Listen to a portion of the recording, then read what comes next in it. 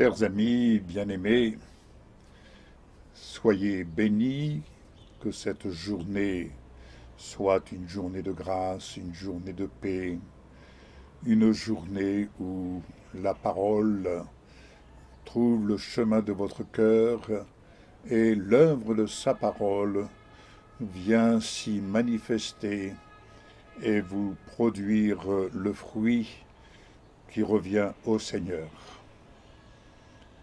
Aujourd'hui, je vais aborder à partir d'un verset que l'on trouve dans l'Épître aux Romains, chapitre 12, versets 1 à 2, que je vais vous lire.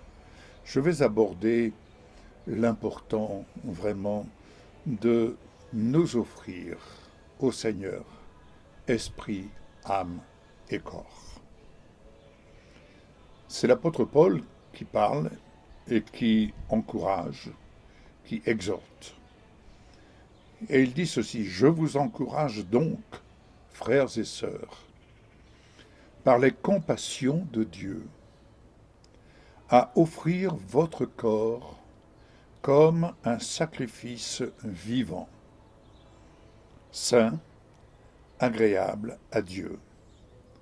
Ce sera de votre part un culte raisonnable. » Dans une autre version, il est dit un culte logique. Ne vous conformez pas au monde actuel, mais soyez transformés par le renouvellement de l'intelligence, afin de discerner quelle est la volonté de Dieu, ce qui est bon, agréable et parfait. Nous avons d'un côté la lumière, de l'autre côté la voie de la sagesse, le discernement. Et tout cela relié au cœur, à notre cœur. Pourquoi nous offrir esprit, âme et corps en sacrifice vivant, afin que nous apprenions à vivre, tandis que nous nous offrons à notre Seigneur Jésus-Christ, Yeshua, esprit, âme et corps, afin d'être pleinement sanctifiés, d'être pleinement consacré, que notre cœur lui soit dévoué, que nos yeux lui soient dévoués, que nos mains lui soient dévouées, que nos pieds lui soient dévoués, que nos oreilles, notre bouche, tout lui soit dévoué. Quand nous lisons la parole, et si vous prenez le temps de parcourir la parole, ce qui concerne la bouche, les oreilles, voire même le nez, d'où nous sentons les odeurs, et les odeurs qui lui soient agréables. Quelle est ici, justement, l'odeur qui lui est agréable? C'est l'odeur de notre corps qui lui est offert en sacrifice vivant. Or, pourquoi offrir notre corps afin qu'il lui soit agréable? Tout simplement parce que si on se conforme dans ce monde, excusez mon propos, mais ce monde devient, ça et là, une poubelle. Le cœur de l'homme est tellement corrompu, tortueux. Nous devons fermer nos oreilles à ce que nous entendons dans ce monde. Comprenons bien que nous n'avons pas à combattre contre la chair et le sang. Tout ce qui se passe dans ce monde n'est pas nouveau, c'est écrit dans la parole.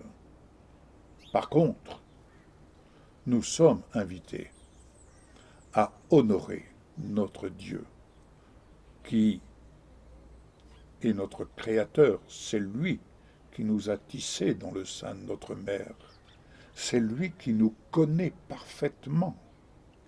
Il sait comment nous fonctionnons pour chacun d'entre nous. Il sait comment nous réagissons. Il nous connaît mieux que nous-mêmes. C'est pourquoi il m'arrive quelquefois de dire « Venir à Jésus, c'est aller à la rencontre de soi-même. Qui suis-je » Ce que je suis, je le découvre en allant communier avec Jésus, en allant communier à sa parole, qui est la personne de Yeshua.